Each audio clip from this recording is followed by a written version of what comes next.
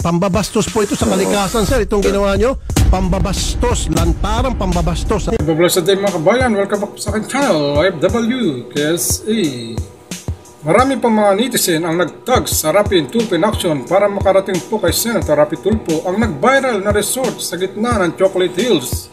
At ito na po, nakarating na po kay Senator Rapi Tulfo. Panoorin niyo po ang video nito kung paano ginisa ni Senator Rapi Tulfo ang isang opisyal ng DNR, mga kabayan. Watch niyo po ang mga video nito. Miss ka ba, sir, o inaanto ka lang, sir? Nervous siguro, sir. Mr. Malicor, magandang hapon po, sir. Mr. Malicor? Mr. Malicor, si Rapi Tulfo po, sir. Yes, sir. Yes, sir. Sir, pinag-uusapan po namin itong Captain's Peak sa gitna po ng Chocolate Hills. Alam niyo na ho ito, ano? Bakit po nakalusot? Sir, I'm sorry, sir, kasi we have instructions na we will have to seek clearance muna, sir, from our principals. And who is your principal? Our central officer. And who's that? And who would that be, sir? Yung official, whoever is in charge, we need to seek clearance po, sir. Kayo ba sitting chairman ng PAMBI diyan sa Bohol area? Tama ba, sir? Mr. Malicor? Yes, sir. Yes, sir. Kayo ho ba ang isa sa mga member ng PAMBI diyan sa Bohol area? Hello. Tama? Hello, sir. Hello, sir. Member ho ba kayo ng PAMBI, sir? PAMBI, Protected Area Management Board. Yung chair, sir. Chair. Kayo po yung chair, tama? Yes, sir. Okay. So kayo yung chair, kayo po yung nag-approve ng resolution na pinapayagan po yung pag-construct ng Captain's Peak despite the fact na alam nyo may Proclamation 1037 panahon pa po ni President Fidel Ramos declaring Chocolate Hills as protected area. Sir? Yes, sir.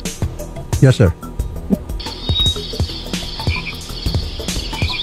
Sir? Hello. Hello. Yes, sir. Yes, sir. Ba't yung pinayagan? Sir, ang chairman is will have a vote only when there will be a what you call this? There's, yeah. Will break a tie when there is. Correct. You're only one vote. Pero being the chairman, you can also tell your colleagues and your members na, hey, protected area to, baka sasabi tayo later on. Huwag natin ito payagan, mga kapatid. Ikaw ang chairman eh. Siyempre, paniniwalaan ka. Siyempre, you will have weight over the others being the chairman. All you need to do is you show them this Proclamation 1037 series of 1997 panahon ni Fidel Ramos, President Fidel Ramos, stating that Chocolate Hills is a protected area. Nag-issue po kayo noong 2018, kayo na ho ba? Hindi pa. Yung DNR na po kayo, no? Noong 2018, nag-issue kayo ng permit for a viewing deck and treehouse. Okay po yan. Pasok po yan sa tinatawag na yung SAPA. Alam niyo po yung SAPA, yung Special Use Agreement in Protected Areas. Yan po yung nakapaloob sa INIPAS Act. However, noong 2018, nag-issue ulit kayo ng resolution para sa development na. 2019, soft opening nung view deck and treehouse. Okay pa rin po yun. 2022, yun na po yun. Nag-full blast na. Nagkaroon na ng cottages, swimming pool, etc. At kayo pa rin po yun. Di ba, sir? Oh, and then, noong 2022, nagkaroon po ng newspaper article sa Bohol, local, na binabatikos po yan at umaksyon po si Attorney Jamie Villamor at nag-request po sa DNR na ipasara at wala ko kayong ginawa. Oo, talo-talo ang opisyal ng DNR sa pagsasalita sa mga tanong ni Senator Rapi Tulfo, mga kabayan. Sir. Hello. Yes, sir. Yes, sir. Yes, sir. Opo. Hello. Yes, sir. Yes, sir. Yes, sir. Yes, opo, wala po kayong ginawa. Bakit po, sir? Sir, we will excuse myself, sir, kasi I'm Sir, pag ipatatawag ko kayo sa Senado, hindi kayo pwede mag-excuse. Kapag hindi kayo pumunta, ipapasapinaw kayo. Pag nagmatigas kayo, makukontem kayo. Hindi po, the taong bayan needs an answer right here, right now. Kung masagot mo to na maayos today, hindi na siguro ikaw patatawag sa Senado, hindi ko na kailangan siguro magkaroon ng hearing kasi nasagot na yung mga katanungan na nais namin malaman lahat. Pero kung hindi mo kami sagutin at para kang inaantok, tingnan natin kung antokin ka pagdating sa hearing sa Senado, sir.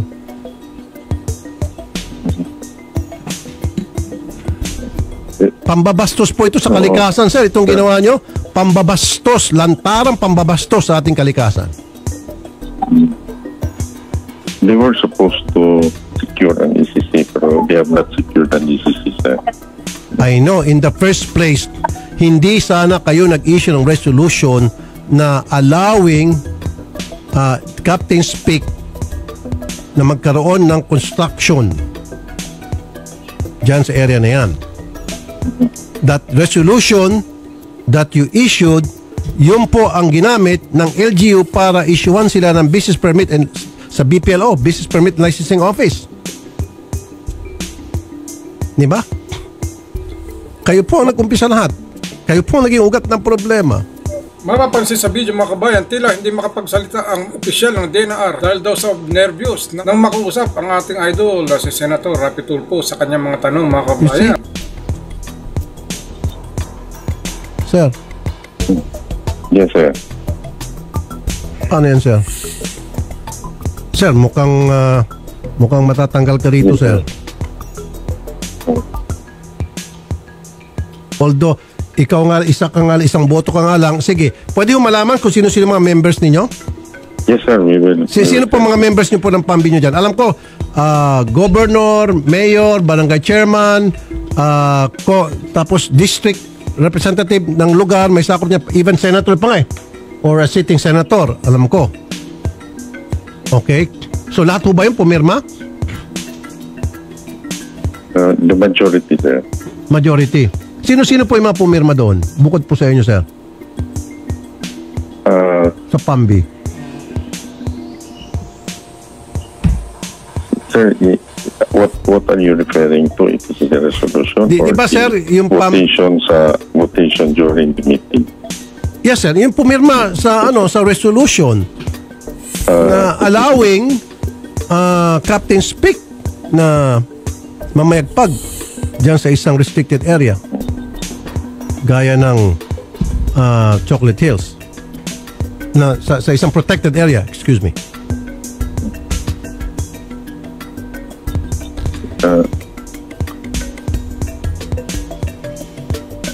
Hello, Yes, sir. Opo, sir. Opo. Yes, sir. Opo. We are in the middle of a meeting kasi, sir, with Opo. one. Oo. Ako, wag mo sir, wag mo na problemahin yung meeting na yan kasi baka dumating ang time, hindi mo na kailangan makipag-meeting sa kanila. Ang meeting mo na lang, magmi-meeting ka na sa sa retirement mo. Maaga kang mag-retire dito, sir. Napakalaking violation to, sir. Ang daming batas na na-violate nyo dito. Lantarang, sir. Diba? Yes, sir. We will just explain it, sir, in due time. Okay, sige. Ganito na lang, sir. Nahiya ka mag-explain ngayon. So, ako po ay magpapile ng resolution in EDUP legislation para imbestigahan ito. Kasama ka dun, sir, sa ipapatawag. Ikaw po yung top of the list. Ang una po namin ipatatawag. Okay, sir? Yes, sir. At syempre, sir, sabi mo, kukuha ka muna ng go signal doon sa higher up. Then, aakyat tayo hanggang kataas-taasan kung kinakailangan. Pati si Secretary Loizaga, kasama sa ipatatawag din namin para dalawa kayo mag-amo, magsasalita doon. Tama ba, sir? Yes, sir. Yes, sir. Okay. So, sa ngayon, sir, hindi na kita pwedeng pilitin. Sir, ninenervous ka ba, sir, o inaantok ka lang, sir? Kung naistorbo ka namin, sir. Pasensya na, sir, kung kami po yung nakaka-istorbo. Nervous siguro, sir. Bakit ka nervous, sir, kung wala kang kasalanan? All you need to do is just tell the truth. Yeah.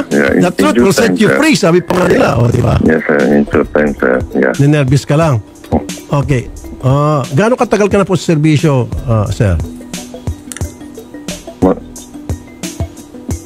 Matagal-tagal na rin, sir. More than 30 years. Sayang. Oo. Kung saan ka pa retired, sir, doon ka sumablay. Yun. Usually sir, pag medyo malapit ka sa retirement, doon ka nagsisipag, di ba? Para alagaan mo yung pangalan mo, yung nagawa mo, mga na-accomplish mo through the years. Di ba? At magkaroon ka ng legacy. Kaso itong legacy mo sir, yung bang sinira mo yung kalikasan. Pangit na legacy ito sir. Isang pagpapatunay lang mga kabayan na totoo nga ang komento ng mga ating netizen na hindi mapapatayo ang isang resort kung hindi inaprobahan ng mga nasa taas mga kabayan. Kaya share niyo po ang video na ito, ikaw bilang mamayang Pilipino, anong dapat gawin sa mga opisyal na ito nag-aproba sa gitna ng Chocolate Hills mga kabayan. Sana po may patawag nga ni Senator Rapi Tulfo sa Kongreso ng Senate hearing ang mga opisyal na ito para masagot ang mga katanungan ng mga netizen kung bakit nagtayo ng resorts dyan sa Chocolate Hills na protected area mga kabayan. Maraming salamat mga kabayan sa inyong panonood. To God be the glory.